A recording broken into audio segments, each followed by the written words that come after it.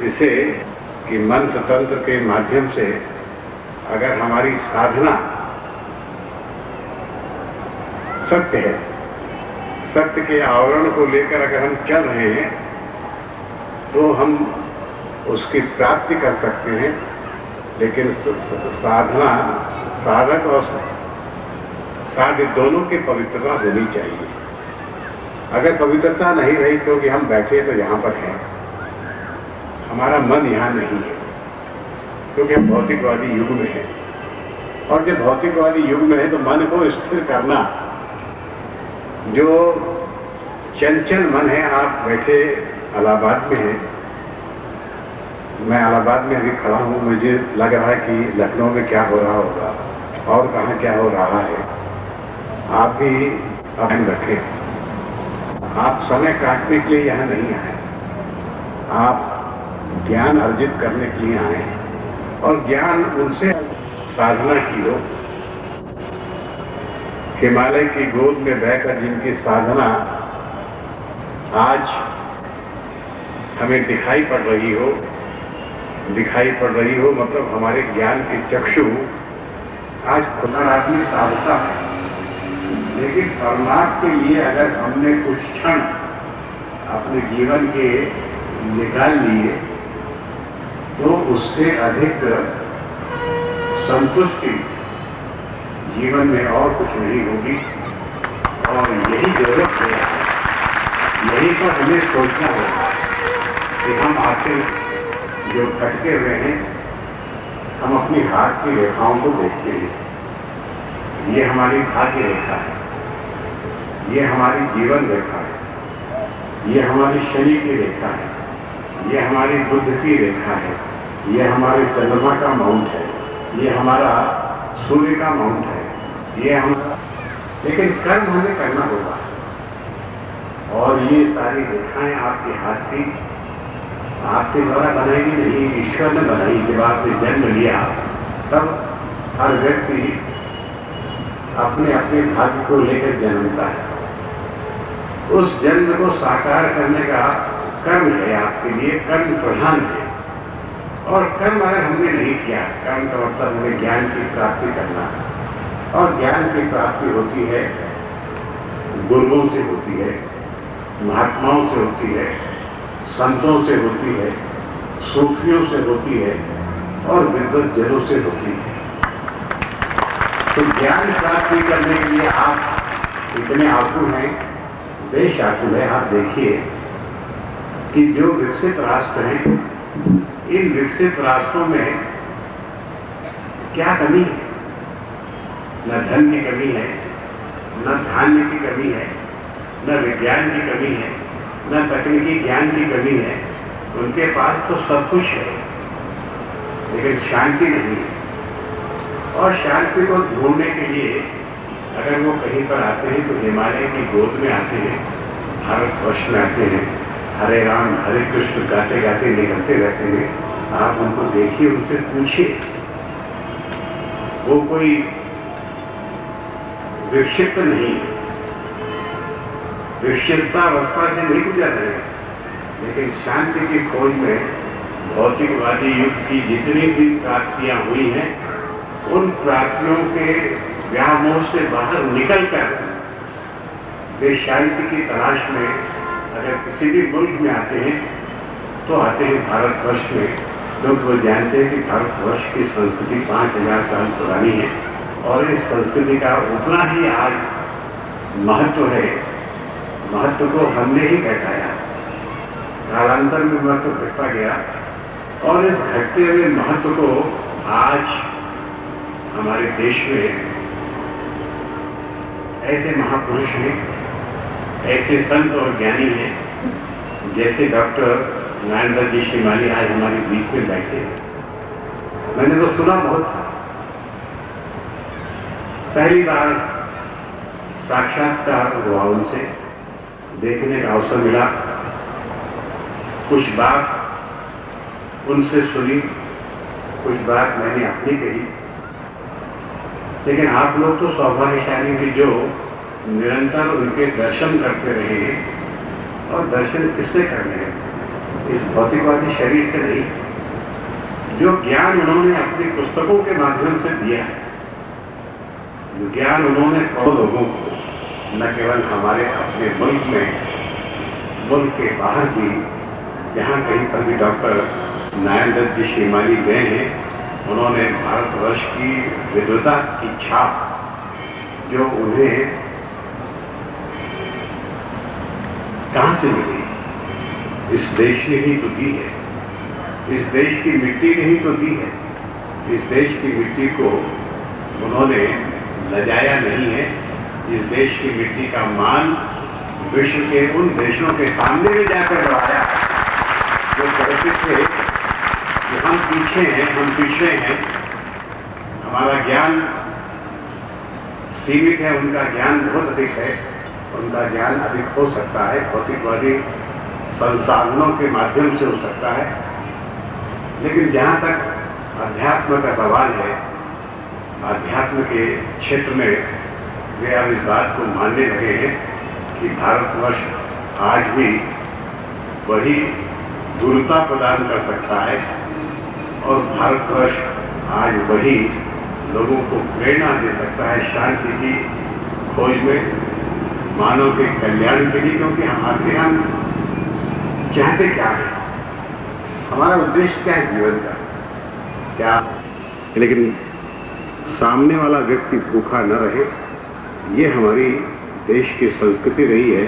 हम अपने पास कुछ जितना भी हम लोगों को देने में विश्वास रखते हैं, ये संस्कृति हमको सिखाती रही है। जो ज्ञान आपको मिल रहा है, बढ़ गया, विज्ञान के आविष्कार दिन ब दिन हो रहे हैं और विज्ञान के आविष्कार के बाद में आयुर्वेद की पद्धति जिसको हम भुला चुके थे, जिसे हमने पुरातन पद्धति मानकर इस प्रकार छोड़ दिया था, जैसे कपड़े अगर पुराने हो जाए तो शरीर पर उसे धारण करने की इच्छा नहीं होती, हमने फिर से उन पुराने कपड़ों को वापस धारण इसलिए हमने किया है कि वही हमें ज्ञान दे सकता है, वही हमें माँ की बातें वही कर सकते हैं कि जो शुद्ध मन से उसे ग्रहण करते हैं। जिनके लिए हमें काम करना है इस दुनिया में, हम जितना भी अर्जित कर लेंगे वो सारा हमारा यही रहने वाला, हम सब जानते हैं। नेपोलियन का नाम आपको सुना होगा। नेपोलियन ने जो विजय के बाद विजय हासिल की, उसकी इच्छा थी कि लोगों को ऐसा महसूस हो जाए कि वही सबसे पराक्रमी है, मैं सबसे अधिक सर्वशक्तिशाली हूँ। और उसने सबका धन अपने यहाँ एक माँ, मैं इसकी लड़के से शादी करना चाहता हूँ, राजकुमारी से, सिक्का घर में नहीं है। लेकिन मुझे याद है कि जब पिताजी की मृत्यु हुई थी तो उनके मुंह में हमने चांदी का सिक्का डाला था, उनकी कब्र में वो सिक्का आज भी होगा। धन नहीं है, मैं सबसे अधिक धनवान हूँ, लोग मेरे सामने, आदमी साथ ले आता नहीं है, लेकिन जब मेरी मृत्यु होगी तो मैं ये सारी धन दौलत मेरे साथ मेरे कब्रगाह तक जाएगी। जब उसकी मृत्यु निकट आई तो उसने हुक्म दिया कि सारी धन दौलत मेरे साथ जाने वाली है। मैं इस बात को झुटलाना चाहता हूँ कि लोग कहते हैं कि धन दौलत तो यही छूट जाती है। धन दौलत उसके पीछे रख दी गई, लेकिन वो देख नहीं पाया। अगर ज्ञानवान नहीं है तब हम कुछ नहीं कर पाएंगे, हमारे चक्षु खुल नहीं पाएंगे, अंधेरे में हम भटकते रहेंगे। और जब अंधेरे में भटकेंगे तो हम ठोकर खाकर कहीं न कहीं गिरेंगे।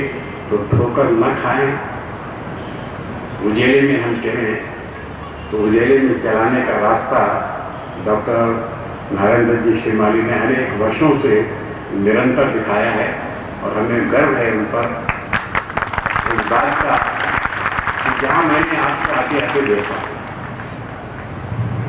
कुछ ही क्षणों में देखने के बाद मुझे लगा कि दरअसल में लोग उनके साथ चलते हैं जो ज्ञानवान होते हैं, जिनसे प्रेरणा मिलती है, उनके साथ लोग चलते हैं। वे अपने इस जीवन को सुधारते हैं और अपने भावी जीवन की जो उनकी कामना होती है उसको भी सुधारने का प्रयत्न करते हैं। मैं इन्हीं शब्दों के साथ में प्रयाग की विद्वत परिषद के विद्वत जनों को जो उन्होंने उपाधि दी है डॉक्टर श्रीमाली को, वे उपाधियां न मालूम कितनी बार उनको मिलेंगी, कहाँ कहाँ मिलेगी इसका कोई हमें अंदाज नहीं है। विश्व के जहाँ कहीं कोने में गए हैं उनकी विद्वता की सराहना हुई है और उनकी विद्वता की सराहना उनका ज्ञान जो पुस्तकों में उन्होंने उड़ेला है उससे हुई है। आइए उन पुस्तकों को हम पढ़ें और अपने जीवन को सुधारने के लिए इस यज्ञ में अपनी भी आहुति डालें। हम अगर मुट्ठी बांध कर बैठे रहे, अगर हमारा हाथ बंधा रहा तो फिर पूर्णाहुति कौन देगा? पूर्णाहुति तो आपको देनी है और उस पूर्णाहुति को देने को हाथ को खोलने होंगे और हाथ जब खुलेंगे तो ज्ञान की चक्षु भी खुल जाएंगे। आपके बीच में आने के बाद जो आनंद की अनुभूति हुई है उसका शब्दों में वर्णन नहीं किया जा सकता, उसे अनुभव ही किया जा सकता है। फिर से आपका आभार मानता हूँ। धन्यवाद। जय हिंद। व्यक्त नहीं कर सकते हैं, यह हमारी न्यूनता है, यह हमारा बहुत बड़ा सौभाग्य है कि आप सब लोग राज्यपाल महोदय जी और राज्यपाल महोदय सौभाग्य है कि वह अपना अमूल्य समय दे करके हम लोगों को कार्यक्रम में चार चांद लगाया और हम इसी के साथ साथ सबको पूरे पंडाल में जो भी उपस्थित हुए हैं उनको हृदय से धन्यवाद देते हैं और हम सबके आभारी हैं कि हमारे इस कार्यक्रम की पूर्णता के लिए सब लोगों ने हृदय से साथ दिया। यह है महामहिम जी अब जाएंगे। एक सूचना देनी है कि प्रयाग विद्वत परिषद पूज्य गुरुदेव के चरणों में शीघ्र ही एक अभिनंदन ग्रंथ 1000 पुस्तक समारोह समापन की घोषणा करूं। इसके पूर्व पूज्य गुरुदेव जी 2 शब्द अपने अमृत के मगर मैं अपनी तरफ से एक विशेष माला जो शुद्ध मूर्तियों की माला और जिसको प्रत्येक मन का ज्योतिर्मय मंत्र संसार का श्रेष्ठतम मंत्र होता है, जो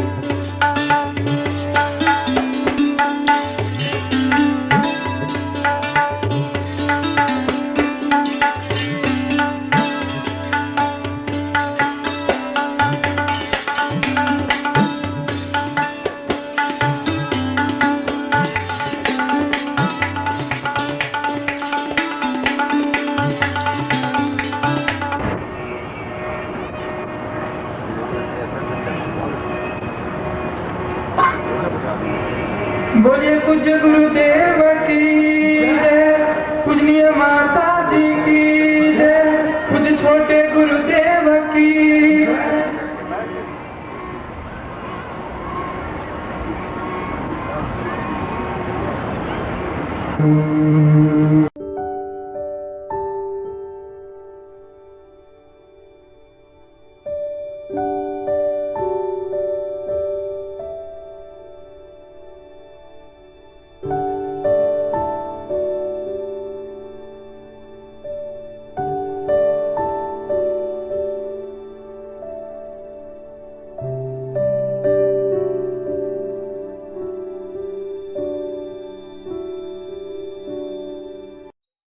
ओम परम तत्वाय नारायणाय गुरुभ्यो नमः।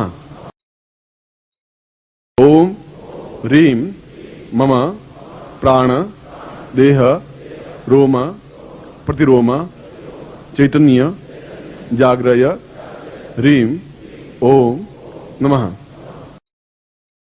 ओम भूर्भुवः स्वः तत्सवितुर्वरेण्यं